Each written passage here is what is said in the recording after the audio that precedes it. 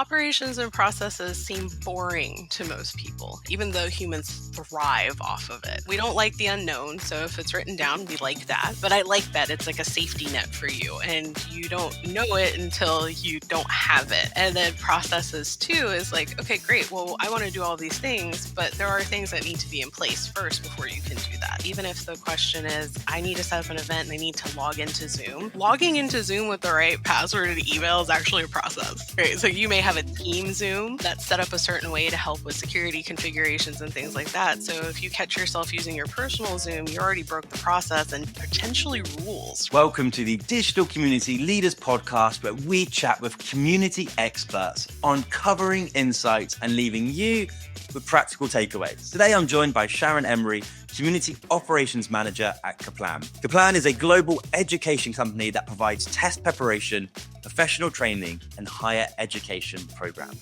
Shannon has worked in community roles at Blackbaud, Logic and Alteryx. I can't wait to chat more with Shannon about all things community. She's got loads of energy, so let's get started. We are Steadfast Collective. We exist to craft digital applications that bring people together. A team of smart creatives, we are excited by technology, and we always aim to leave the internet in a better place than we found it.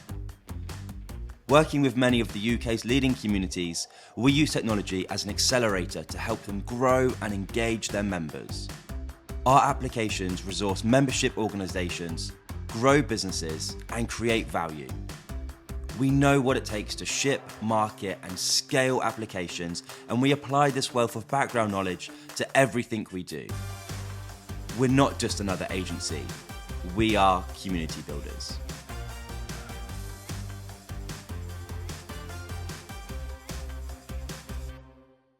Hey there, it is great to have you. How are you doing today? I'm doing well, my friend. You know, I always like to make the joke that you're ahead of me, so the day must be going well. But here on the East Coast, it's been going pretty good so far. How's your day going? Yeah, all good, thank you. I'm so excited to chat.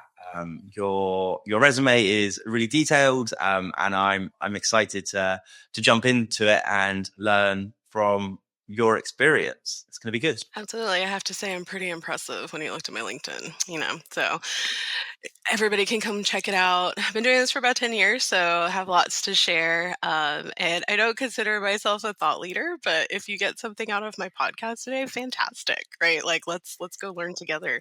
So let's do this. Yeah, I'm excited. So why don't you give me a brief history of your time from maybe your first community role through to what you're currently doing? Ooh, yeah. So I promise I won't ramble, and I did write down some stuff. So keep focused. It's a charming part of me, but it's also a pain. But I started about 10 years ago. Well, almost 11 years ago now, and I had the opportunity to sit on what is today the Blackbaud Communities team. And so I actually ran the legacy forums there. And so when I mean forums.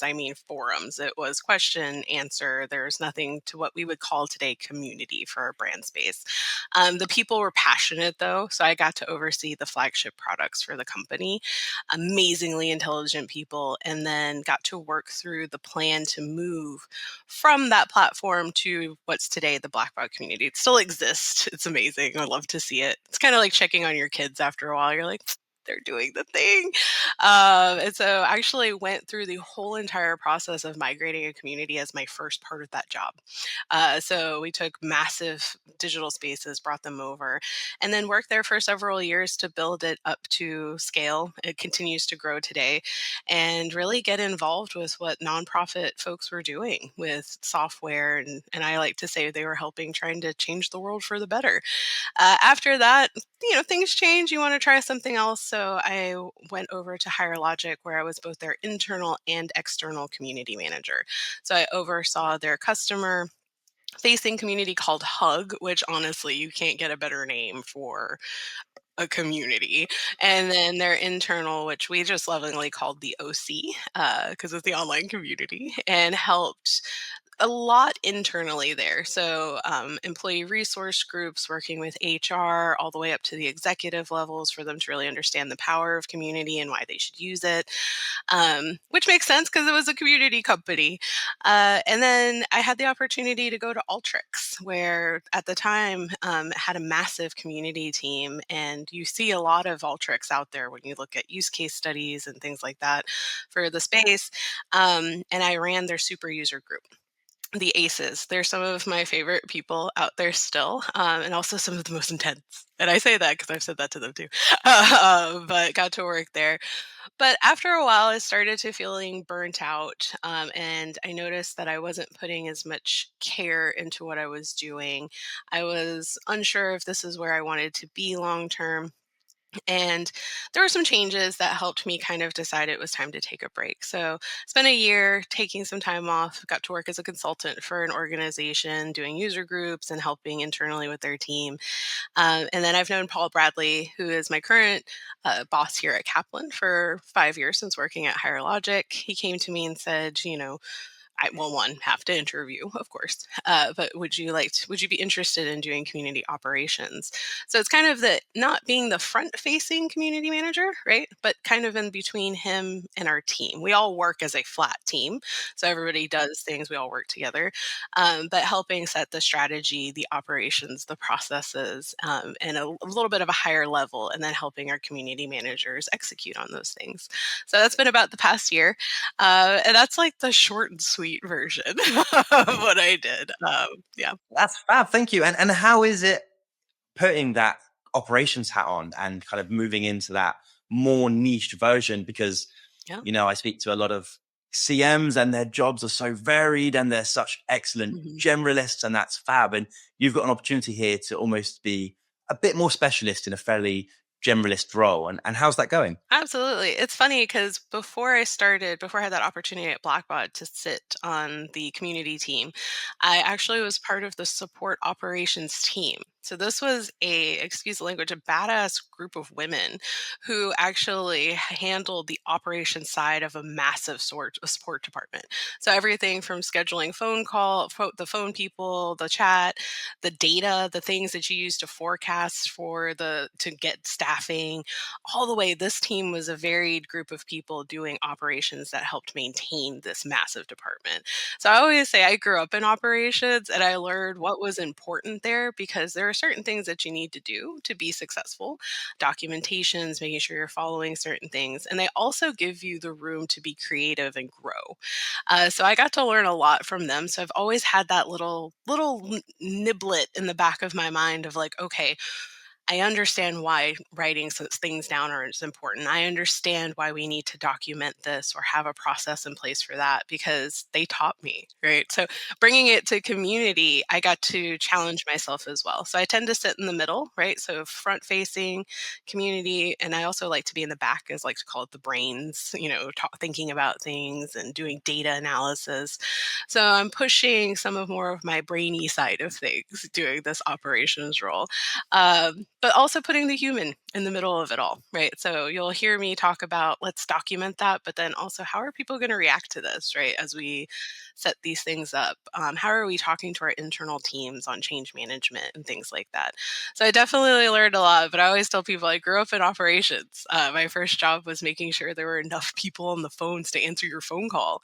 And that isn't just your gut instinct. That is data driven, that is forecasting and all of that. And it's actually really interesting how it all comes together. Documentation is one of those things which I imagine is definitely a part of your role. And at the last kind of 18, 24 months here at Steadfast, we've been on a bit of a documentation journey and making sure that things are in a good place, so that if a key member of staff was to get abducted by aliens one day, there would be somebody who could step into that role. And Yep. we kind of use the saying that we're a documentation first company. Oh. So you think of the process, you write the process down, and then the process can be repeated. Because otherwise there's too much stuff inside our heads and not enough stuff down on paper.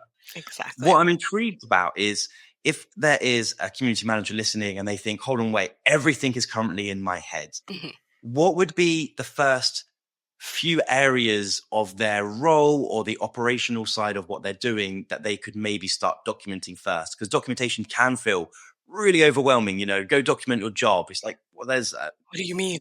Yeah. where should we start? So I always tell people, look at the cornerstones to your community, right? So we talk about moderation, trust, and safety a lot, right? So at the very core of community is making sure that your moderation is documented. Who are you going to internally to get help? What happens when a member steps out of bounds, right? What happens when you need to have those difficult conversations? You should have that documented and also discussed with like your manager, right? Because sometimes we make up things that don't quite fit, or if you don't have enough like knowledge about your organization, you can inadvertently cause roadblocks. But take those, that's my first thing to anybody listening. What do you do for moderation? What are you doing on the community to help people? And that also includes responding to fun positive things, right? How do you handle that? Do you need to tag certain people in to help celebrate? How do you get that information out? Because what moderation does is helps you bring in the rest of your organization into the community, right? Sometimes it sounds like, oh, well, if there's a problem, you'll ping me. Absolutely. But what if we have a really cool moment in the community, right? And I want to show that member support. Who else can I go to? But then on the other darker side of things is, what if you do have a member who is breaking your rules and things like that? What do you do to keep your space safe? And so I always start there. If you don't know what else you're doing, you need to know what you're doing to maintain a safe, trustworthy space for your members, and make sure it's written down. It doesn't have to be fancy, doesn't have to have workflows and all of these things attached to it. It needs to be, who can I go to when the crap hits the proverbial fan, right? Who can I go to and help celebrate when it's good things? Or because I know a lot of tech folks like to listen to these, who do I go to when a product idea hits a certain level of engagement, right? Who can come in and talk about that? Who can help come talk about maybe a release didn't go so well, so they're asking questions of your customer success teams, right? So you end up creating this model, right, as you're doing moderation, to say, I'm not the only one, right? I'll help find the people and connect you.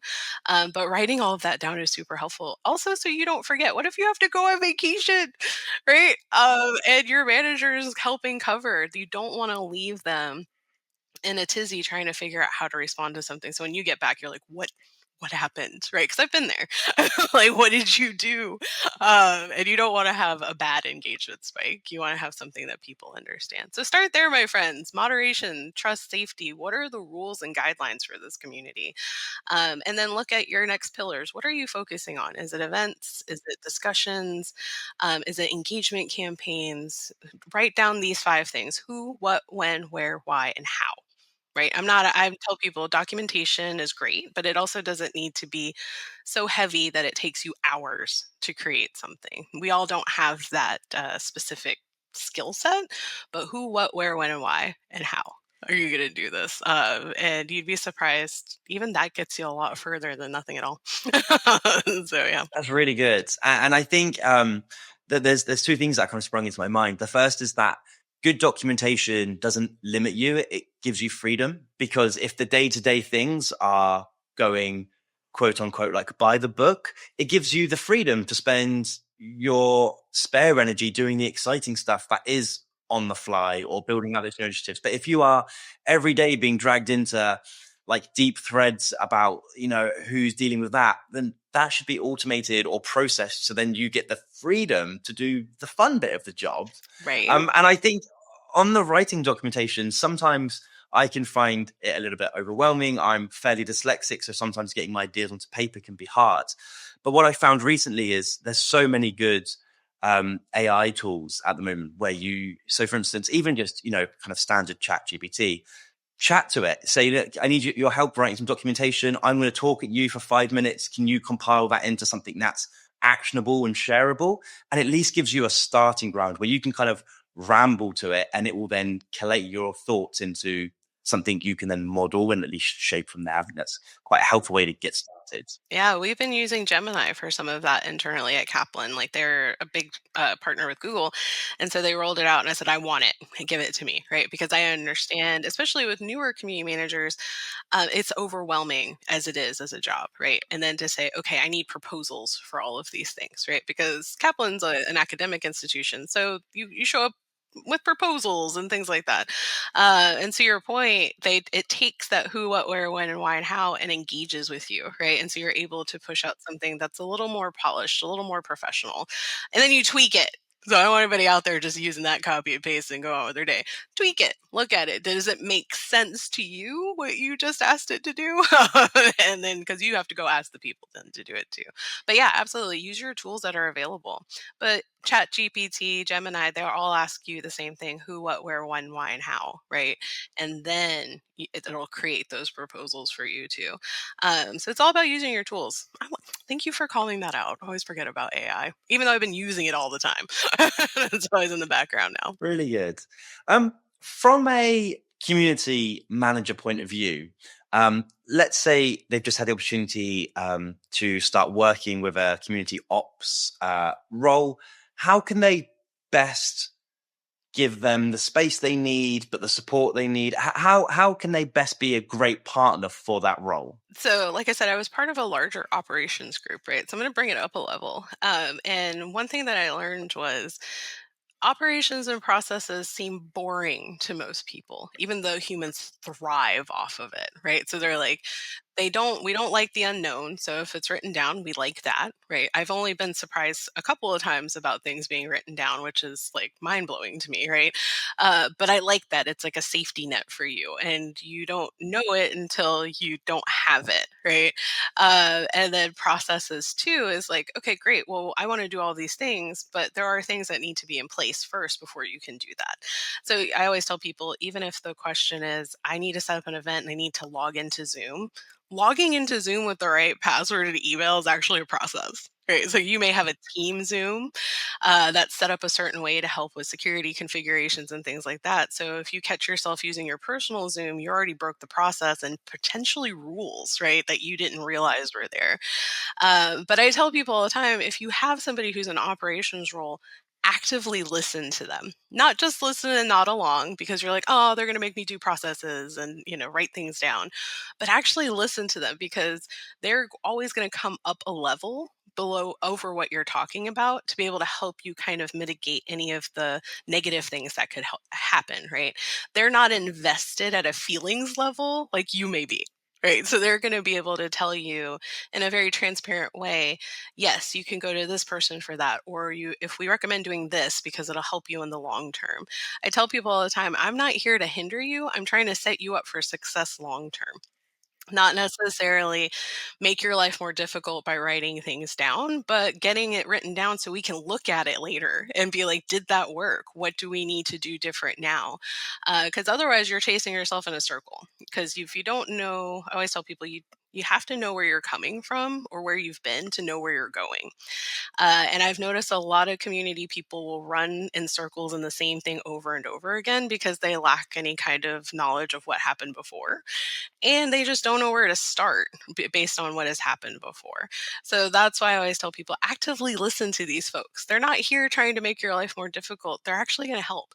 They just might do it in a more blunt and transparent way than most people would. But though with that team at Blackbaud and then what I'm trying to do here is like 9 times out of 10, I'm not saying you have to go do exactly what I'm telling you to do, but you're going to be a little bit more successful because I've been doing this for a long time. I also can look at it from that high level and kind of remove myself from like, the outcome may be negative. Great. Well, we'll work through that. That's an opportunity, not necessarily bad thing.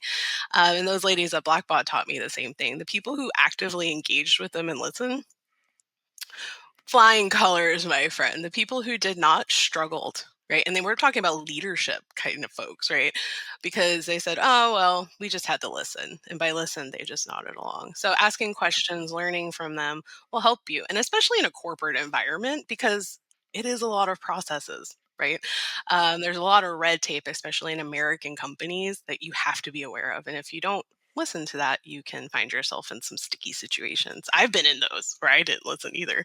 So I tell people all the time, I learned myself, right? Yeah, And like, a process, on a good day might be there to help you and set you up for success, but also that process might be legal. There might be a reason why you can't share that customer information exactly. just in Slack. You might be breaking HIPAA. There might be all different sorts of rules you're breaking in the EU. We've got GDPR. We can't just, Yes. throw out a bunch of random email addresses everywhere. There's got to be reason and process. And even due to cybersecurity, right? Oh, Your absolutely. team might really require you to use a VPN, and that could be a real pain in the ass because for various reasons, or you can't have this on your phone because of, in the UK, we have this thing called Cyber Essentials, which means you can't just install email onto your phone because we don't know if that phone's secure, for instance.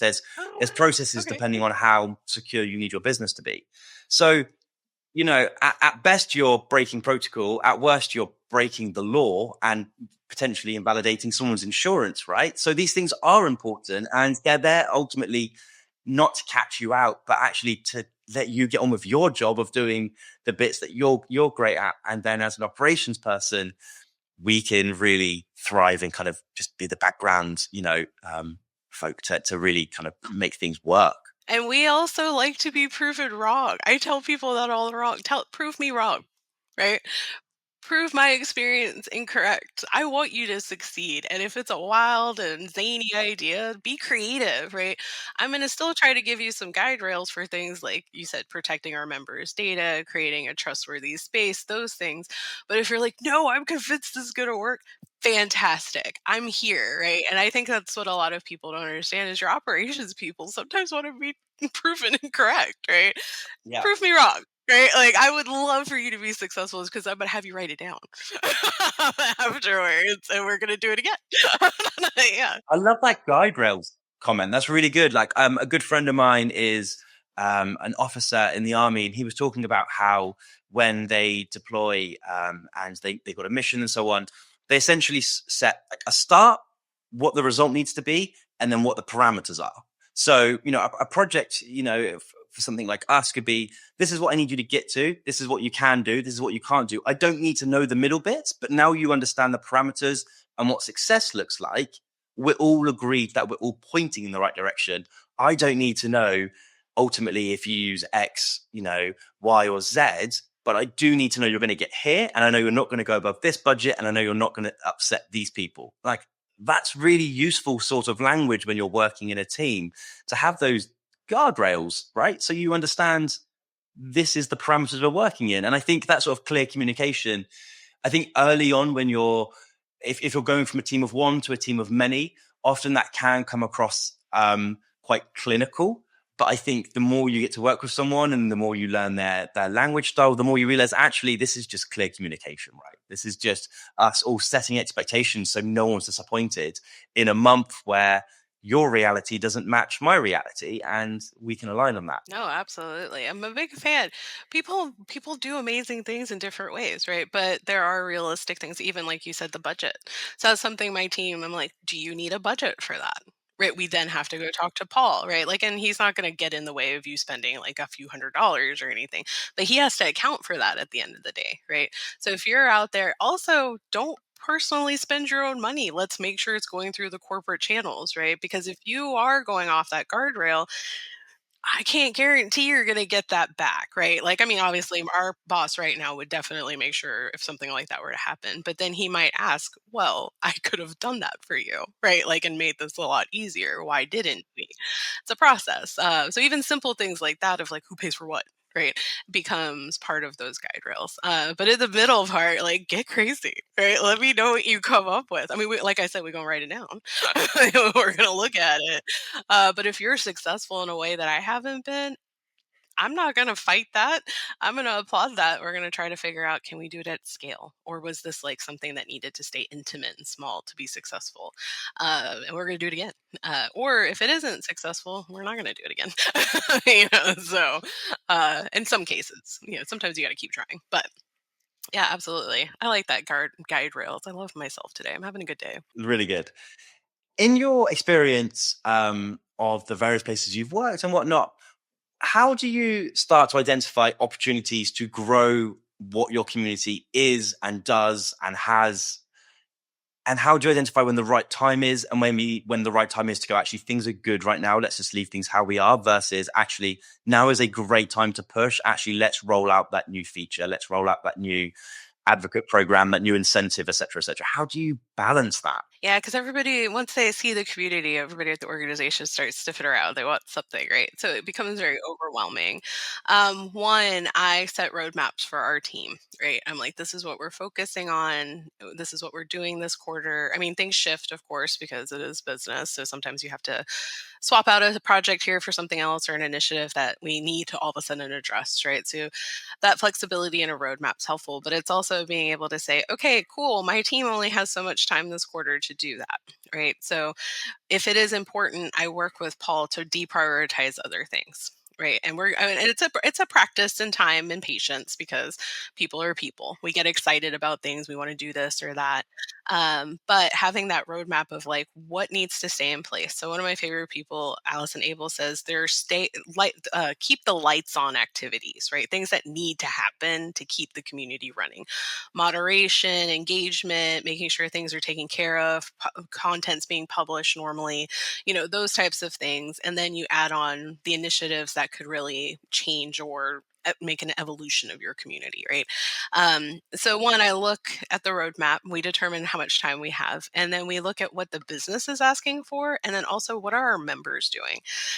So I've learned that business has to come be part of that, right? So if somebody wants an advocacy program, let's talk about it. Let's plan it. Let's put it into a timeline so my team can execute it well.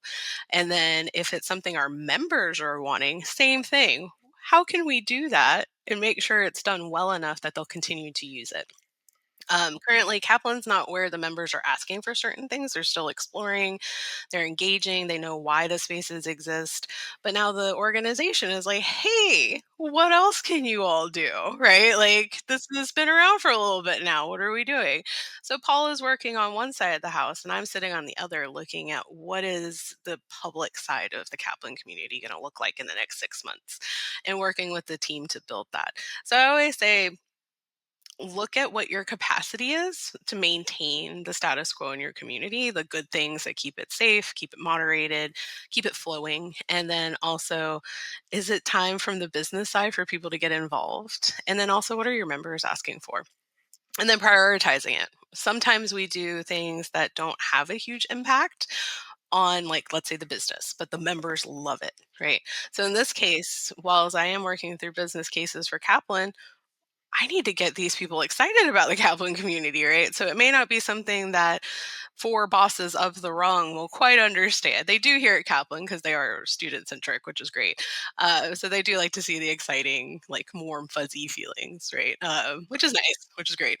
But also they might be like, well, that didn't have a great impact on revenue. And I'm like, few years from now, those people are going to come back and buy from Kaplan. And that's the difference of what we're doing here, right? And I leave Paul up to doing all that explaining, but we help him kind of get that stuff ready each month to talk about. So yeah, there's a balance, right? What does your members want versus what the organization needs? And sometimes, if it's gold, it all aligns, and you're like, yes, we did it. But if you're rolling out features, and we love to roll out features too, think about, is it valuable to your community? Right? Is it something members will actually engage with? Or are we rolling it out just because we have it and we want to see it out there? Because every time you do that, you are now responsible for that part of the community. And it's reflected on the brand and the team who runs it, whether or not it's successful. That's a bit of a rambling answer, but No, like, it's really good. And that was, because there is a responsibility, right? If you launch that new initiative, member of the month, and it only runs for 3 months, people are like, huh, where's that gone? And then when you launch something else, they're almost like, huh, is that going to stick around, or is that just one of those quick ideas? And it's a little bit like in technical world, we would call, like, we have like technical debt, where you kind of rush something and then you spend years paying it off because you stupidly like rushed that thing at the beginning, and you should have spent a little bit longer on it. Otherwise, you end up kind of repaying this debt. And yeah, no, that's really interesting. In the talk I'm currently planning, or I've currently written and practicing currently for CMX, I talk a little bit about that idea around having dead initiatives and how that can be almost feel a little bit weird when you come in and you might go into a channel which is called like book club and you see the last post in there was 12 months ago. It's like, well, maybe it's time for a cleanup. Maybe it's a bit dusty. Maybe it doesn't, because that doesn't lend itself to being like this is a safe managed space if there's all sorts of Yeah. like dead initiatives floating around. And I yeah, Yeah. something I've noticed a few times. We always wanna do a lot in community, right? Like, we always like, "Oh, we could do that, we could do that, we could do it," because we're not in a specific into the generalist comment, right? Like, we all do a lot across, right? For it could be, like you said, member of the month, it could be post of the week, it could be topic Thursday, it could be reaching out via direct message, it could be working internally to understand SEO, we were working with marketing, I have to talk to sales this week. So you end up spinning all of these plates, but to your point, some of them don't end up being quality, right? And so you have to be able, and it takes a while. I won't say like I was really good at this when I first started in community, but now I'm like, okay, I love that idea. And people actually hear me say this. I love that idea, but we need to consider what that looks like in our roadmap and what our capacity is. That makes me sound hella boring, right? Like, oh, they don't want to do my idea. No, no, no, I do, but I want to give it the attention and detail it needs to succeed, Yeah, the best chance to fly. right? Yeah. And so if people have been hearing that from me, I'm like, yes, I get it, but I can't focus on your community right now because we're doing XYZ. I'm also very transparent. So that way people are, I'm not just here twiddling my thumbs, right? My team isn't like, oh, well, we don't want to do that because we just don't like you. No, no, no, no. We need to learn how to do that in a way that it's scalable. And that way we make a success story out of you. I can do that across the whole community, especially when you have different product lines and different teams involved. Because I like to put people up as the example, right? Like this person did this. So, like, we have a community now that is actually influencing the design of the rest of the community because of what they asked for. I took time and did that with them, right? Now, I can go back to them and like, yeah, we're actually using this as like a little bit of a template for the other spaces. And that person was like, really? And I was like, yeah. I was like, thank you for doing that because this is a community effort. It's not me and my team, it's an organization who's helping out too. So that's where the human parts come in. I sneak those in every once in a while. I'm like, let's talk about that. Let's put you up there on your little pedestal. Put that on your resume. You helped influence the community redesign. Like, whatever it may be. And it makes people feel good. Making other people look like heroes is such a an underrated asset in somebody's mindset, because if you can make someone else look like a champion, it yeah, it's the right mindset to have. And I've really loved our chat and it's been really great, hearing how excited you are about community. And I'm intrigued to know, like, firstly, what keeps you so excited about the world of community, and two, how where are you re-inspiring yourself? Where are you like filling your well from in terms of resources or learnings, or those kind of things? I think I don't like to be bored. So, like, I think that's the thing about community is that I'm always challenged in a different way, whether it be learning the organization, because Kaplan's 80 years old, right? So, like, there's a massive legacy to that I have to learn. And also the intricacies of working internally and fully remote for the first time and things like that. So I'm never bored, right? And that's community is that it's never boring. It can go across any team. I've built models that are cross functional, cross collaborative, even down to how do you work on a one person team.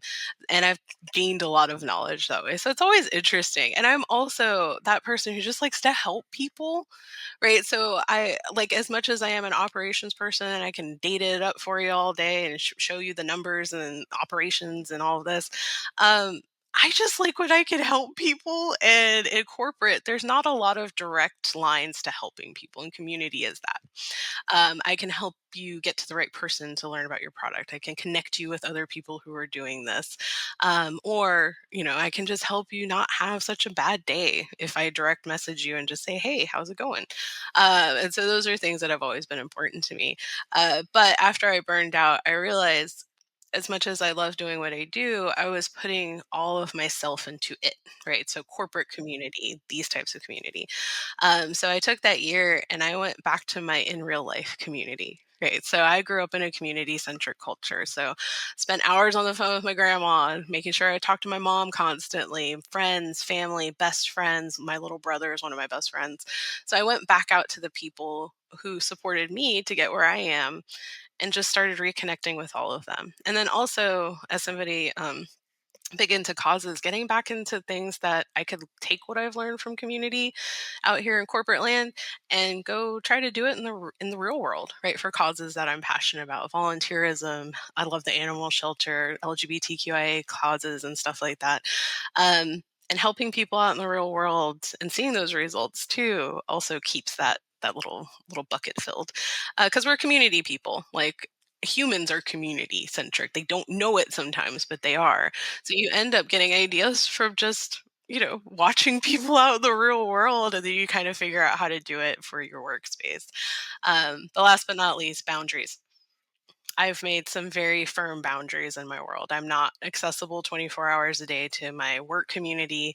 I make sure I take my time off. I take my breaks. I find inspiration and stuff outside of work to keep it going. And I think that's super important because you can't get sucked in real hard and you get stuck there and thinking this is it.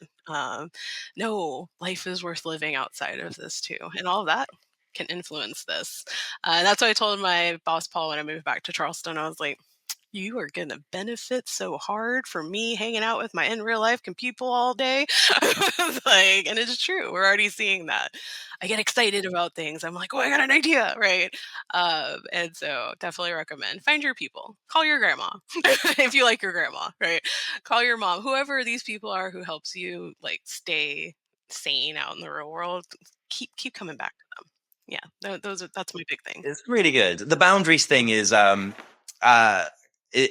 interesting to me. So 2 years ago, I decided to get two phones. I have my work phone, and I have my work phone and my personal phone. And for me, I it just gives me the ability to go, work's finished now. It's 5 p.m. My work phone stays in my office, and that's that.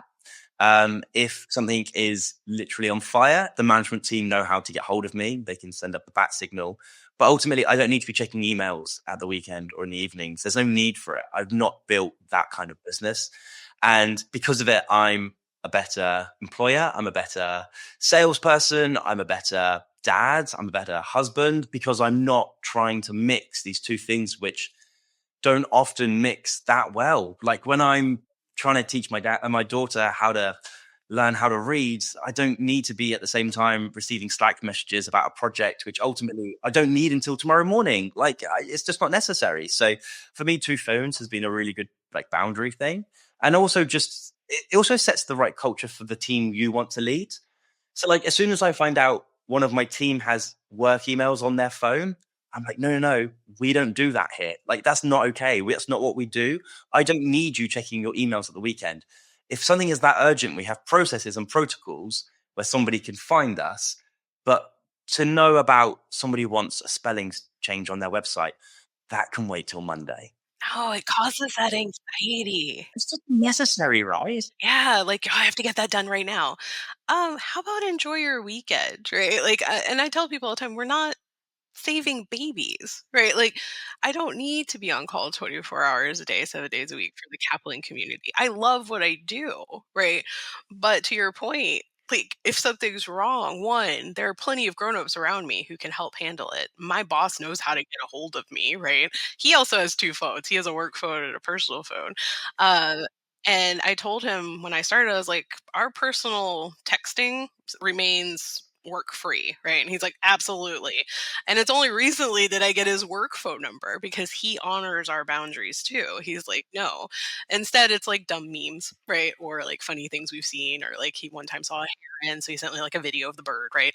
So like, because we're friends outside of all of this, and so we wanted to maintain those boundaries. But me and my wife both we both work from home, so the arms go up on the chair, slide it underneath the desk, and we don't go back to these work areas for the rest of the day or the weekend, right?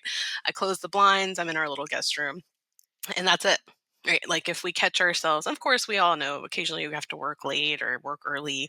Those things are acceptable, but you don't see us worrying about it after work, right? Now, of course, if like big things are happening, your brain can't help itself. But at the same time, too, it's not like let me stay here, right? Because we knew, especially during the pandemic, when everybody was working from home, it had to be a boundary for us. Slide the chair under the desk.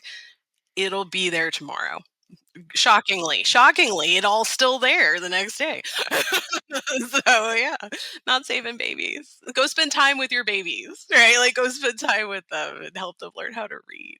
Does she have a favorite book? I love books, so, like Yeah, so we have an author over here called Julia Donaldson, and she writes books like The Gruffalo, which were her favorites, but now she's learning to read herself. She's into chapter books, so anything around animals. So there's a book at the moment she likes to read with me called Hotel Flamingo, and a group of animals set up a hotel. oh my goodness. Yeah, I'm gonna have to Google this. I'm gonna have to read it myself. Not gonna yes, lie. You need some whimsy in life every yeah. once in a Hotel while, like, Flamingo is where it's at. uh, It's been lovely to chat. Thank you so much for your time today. I really do appreciate it. Thank you for your wisdom. Thank you for your energy. And I'm really excited to get this shared out to everybody else. So yeah, thank you for today. awesome. Thank you so much. I appreciate it. Of course, I tell people all the time, feel free to reach out to me. I'm on the LinkedIn. If you are a part of communities I'm part of, don't hesitate to reach out. It might take me a day sometimes to respond to stuff, but I'm there if you need help. I'm always here to help and share my old weighty wisdom, as I like to call it. I'm like, don't do that. Do this instead. We'll have a little fun doing it too. So thank you all so much for the opportunity today. It's been great. Thanks. All the best. This is the Digital Community Leaders Survey 2023. And this is the Digital Community Leaders Survey 2023 second edition. Back in 2023, we released a beautiful printed book. And due to its popularity, we sold out of printed copies. Rather than reprinting, we listened to your feedback and we included 40% more content in this copy.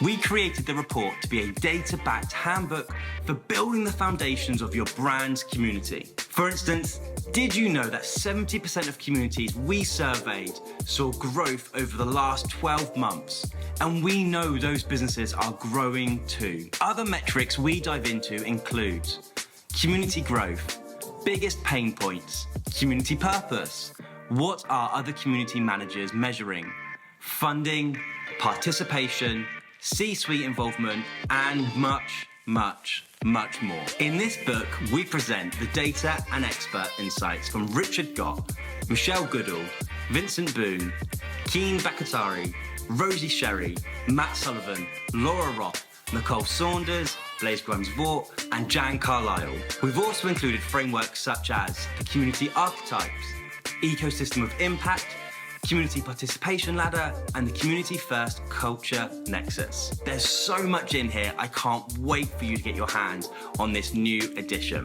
You can order your printed copy from Amazon today, or download a digital copy for free at digitalcommunityleaders.com.